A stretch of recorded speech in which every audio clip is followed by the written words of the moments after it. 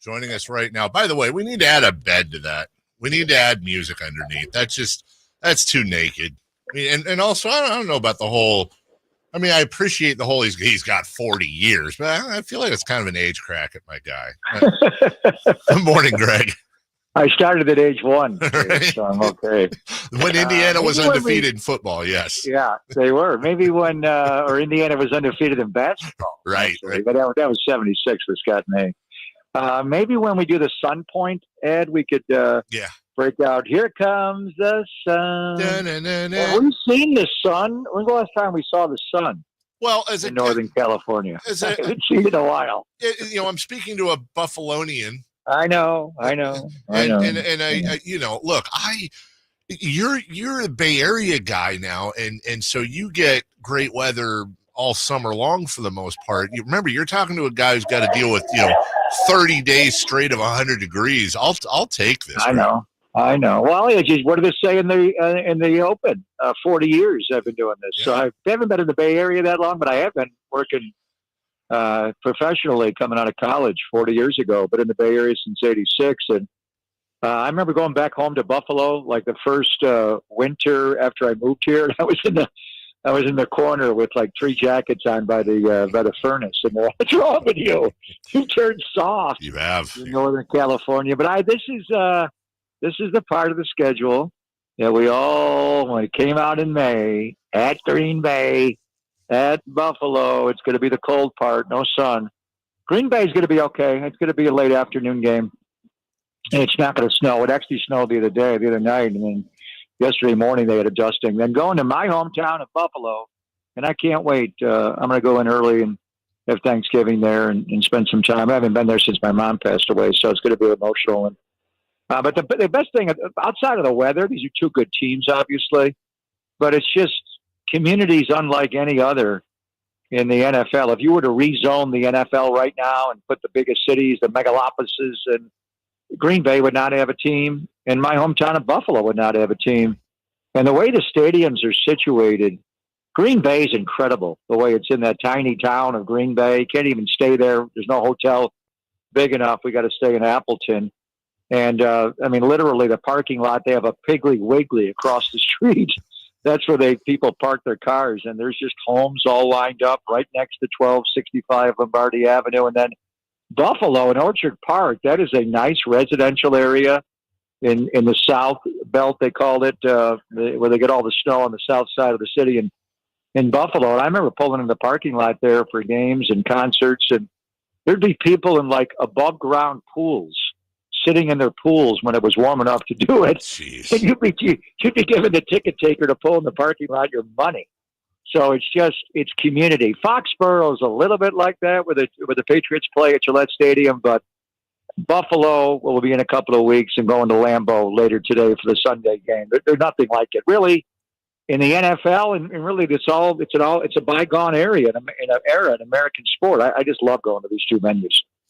The thing that gets me about Buffalo, Greg, is I'm a Redfin guy. I love looking at Redfin and seeing different homes and stuff, and occasionally I'll go to different markets. And, like, for example, I saved this knowing you were going to come on. So I don't know where North Tonawanda is, but I know you do. You pronounced that very well. And Cheektowaga and Lackawanna, you got them all. Okay. So I'm looking at a 4-bedroom, 2.5 bath house on 27. Yeah. No, I'm just saying it's $240,000. All right. Well, you got to live in Buffalo in February. So how about the other side of it, Dave? And I went to, I was in Buffalo my whole life, but I didn't buy a house there. But I went to Syracuse for school, and then to Indianapolis, and then I moved out here in 1986, and I was like, it isn't as high as it is now. Right. But it's like, what? How much do I make? Where the hell am I going to live?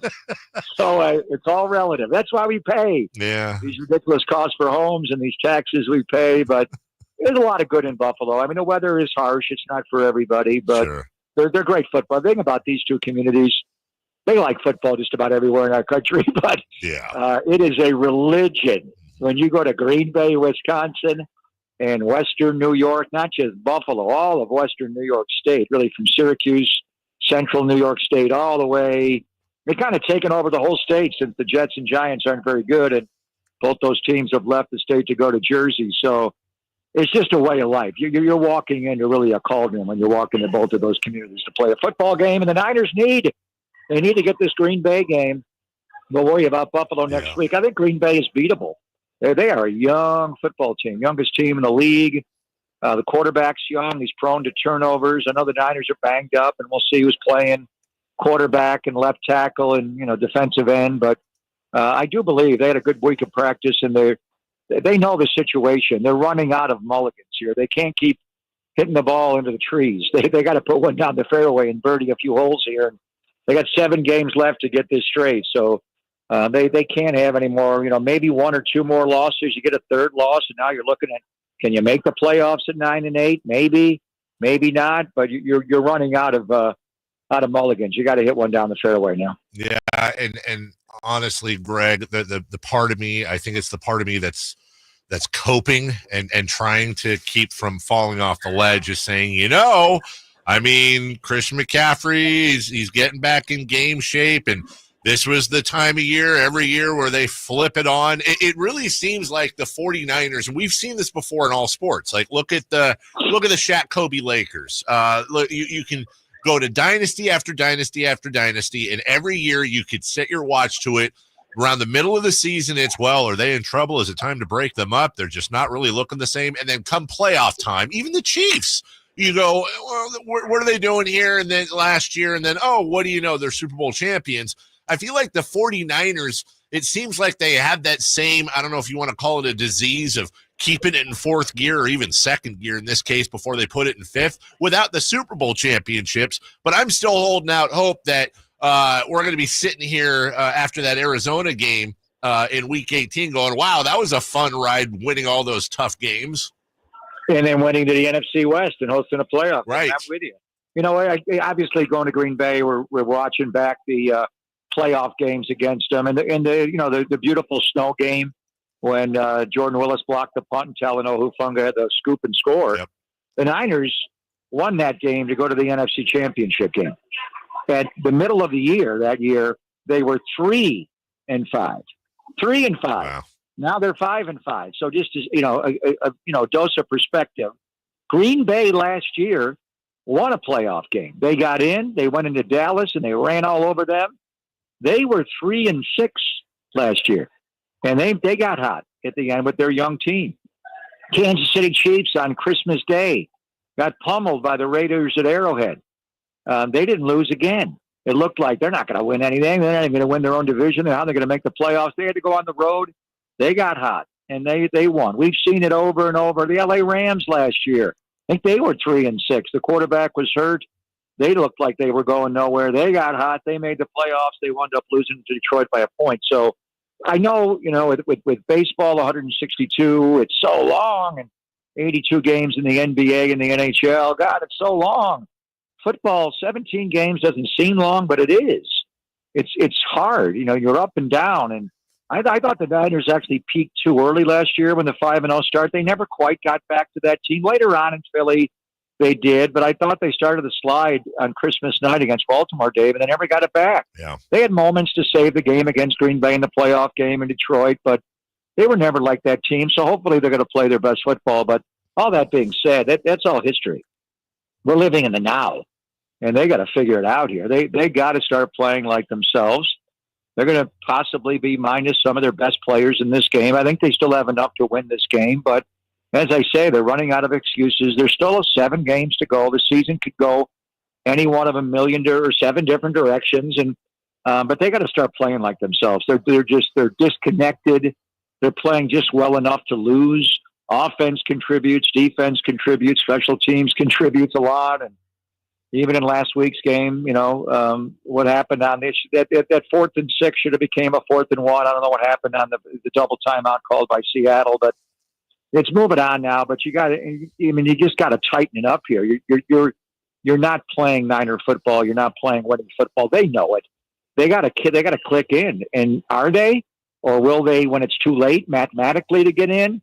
You got to start doing it now. John Madden always said right around Thanksgiving is when you're going to find your season and where you're going to be in the playoffs. Are they going to be in the playoffs this game before Thanksgiving, the game after? against Buffalo, and then more specifically the games against the Bears, the Rams on the Thursday night game, and then it all leads to that last game in Arizona. Can you just have a winner-take-all for the NFC West that first Sunday in January in 2025? Even though you've been in the business for 40 years, as the Open said, and I know you mentioned this at the beginning of our conversation, do you still take a moment, hopefully you have time, when you go to a Lambeau Field just to look around to savor it? And look, I get it, Greg. If you were to say, I've been doing this 40 years, I've been there 30 times, like whatever, but does it still put that kind of tickle in your ear? Totally. I mean, I we'll see what my schedule is like on Saturday, but I typically spend Saturday after the walkthrough going over to the Packer Hall of Fame.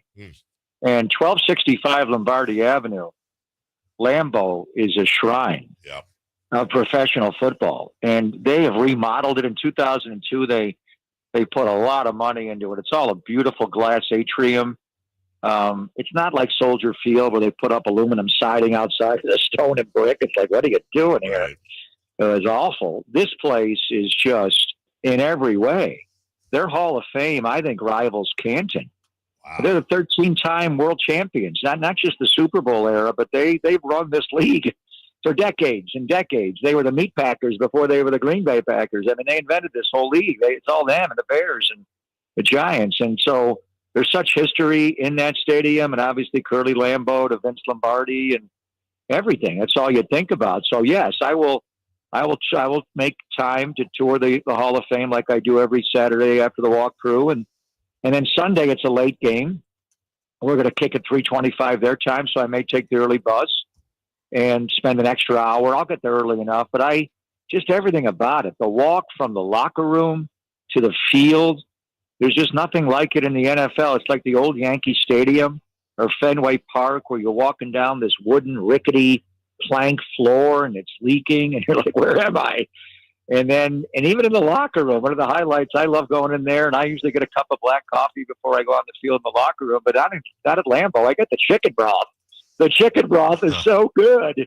It's so amazing. They're like, Papa, can we use some of the chicken broth for the players? What are you doing? Like, don't drink it all. But it's so good. And then you just walk on that field, and you just walk through that rickety tunnel, and you go out, and it's like walking up those steps at Yankee Stadium and getting into that the old Yankee Stadium, that third base dugout, and you're looking out and you're like, wow, the Bay played here. I mean, this is Lombardi's Packers and the Packers sweep and Horning and all of them, Bart Starr, obviously. And it just goes on and on. So, yeah. And then you stand there, and it really is just a cathedral of football. And the sight lines are tight. The fans are right on top of you. It feels like an old basketball arena where they're just right on you. It's just beautiful. The grass is beautiful before, and even later in the year, it snows, but it doesn't turn brown like some stadiums, and you can't grow it. They know what they're doing there. But then it's got the modern amenities. It's not old and rickety and antiquated where you think, this old hellhole, you can't work in this place. Or it's still modern where the players like it, the fans love it, and then, go, Pack, go, and the whole thing. So, yes, I mean, there's really nothing like it. Soldier Field's not like it. Everything else is too new. What's the oldest stadium in football outside Arrowhead? They remodeled that, and my place in Orchard Park in Buffalo, but it doesn't feel like Lambeau. I mean, Lambeau, it's like you're going back to the 50s and 60s, and you see Vince Lombardi on the sideline. It's the history of the NFL. So yes, I'm going to soak up all of it in its entirety this whole weekend. Just to put a fine point on that and finish, I've never been. It is a bucket list, but when you look at the whole thing, when you look at the fact that Des Moines, Dayton, Spokane, Lexington, Kentucky are all TV markets ahead of Green Bay. Yeah, it's unbelievable. What number is Green Bay, Dave? Green 50? Bay, what is it? Green Bay is 69th. Buffalo is 54, for example. Yeah. It's a metropolis compared. And then you look at a map, and they're an hour something this side of Milwaukee. I don't even know what the hell, like a lot of times you say like, well, Auburn Hills is Detroit, Michigan, that type of thing. Right. And then you combine the history, you combine the fact that, as you said, there's like literal houses across the street. Greg, is there anything even remotely comparable in American sports to Green Bay, Wisconsin. No, that's what I'm saying. Yeah. I mean, across the street from the stadium, the parking lot, they didn't have enough parking lot there. I don't even know if they have the Piggly Wiggly anymore, but it's a huge supermarket. It's the first time I pulled in there, like the bus is pulling into a Piggly Wiggly. I'm like, where am I? This place is unbelievable. And Buffalo's just like it. You've got houses. We used to park, in a guy's front lawn and then walk into the stadium, and it was better than any of the parking lots there. And you got Buffalo loves their above ground pools, which are so hideous to me. But you got guys sitting in their above ground pool with their shirt off, drinking a Genesee cream ale. Why does the people fly in September when it's warm enough? So there's nothing like it. I mean, back in time, and you have to go back and look at the old stadiums in the history of the NFL, or baseball had those inner cities, Ebbets Field, and they were built right into, Fenway's like that a little bit in baseball, but really nothing. I would say Fenway and Wrigley are the only two ones where you got Fenway's not in a it's kind of in a neighborhood, but it's more of a, it's a commercialized area, a lot of bars and restaurants, and the Cask and Flagon and Ted Williams Way and all that's beautiful. And Wrigleyville is, but it's not, you do have housing there. Obviously you got the apartments to watch above. So Wrigley's like that, but not in the NFL. Green Bay and Buffalo are a little bit like Foxborough in New England. You're driving through this wilderness out in the suburbs of New England. You're like, where am I? Then all of a sudden the stadium is on you, but not like Green Bay. Right. Hell, how many people even live in Green Bay? The city itself. I mean, there's way more on game day than the rest of the time. There are more people there in the stadium than there are actually in the city. It's just a different way of life. As I say, there's no hotel big enough in Green Bay for the teams to stay there. We have to stay in Appleton. So it's 69 and 54. After that, what's the third smallest city? Cincinnati or something in the NFL? I mean, these are the two by far smallest markets, right? 108,000 people are in the city of Green Bay, which I believe is right about the attendance you can get in Ann Arbor, Michigan for a college football game. Right, which is going on the Saturday after Thanksgiving. I may go to that game before Buffalo, since we're kicking off late. There's a chance I may go, not to Ann Arbor, but to the Horseshoe, to Columbus this year. But anyway, so when they fill up Lambeau Field, they just doubled the residency of Green Bay, Wisconsin in one day. Are you going straight to you're going straight from Green Bay to Buffalo, you said? No, right? I'm coming back. I got too much to do. I got to, the Kyle interview and the radio show. I wanted to do it on the road. Do your radio show on the road. No, I thought about it. But I got to come back. I got appointments I put off for that week. So but I'm going to stay in Buffalo after, and I'm going to get to Buffalo ahead of time. So I'm going to get my. It's a little bit emotional, as I say. Last time I was there, I buried my mom. So. And eulogized her. So it's tough. And, this game was always so special to my mom and dad. They love this game. So it's not the same having Mama, Papa, and my dad there, but they'll be in my heart throughout the whole trip for sure. You'll be in our thoughts. We appreciate you showing up each and every week, and hopefully they can give you a big fat W to hang on. We need this one. Yeah, we gone, do. Pack, gone. They got to beat them. They got to figure out a way to win this game. Happy Thanksgiving, friend. We'll talk to you soon. Take care. Talk to you next week. Thank you. Bye-bye. That's Greg Papa. We will take a quick break. We are very happy. There we go. I couldn't hang up on him. Quick 1 minute break. When we come back, other NFL games this week.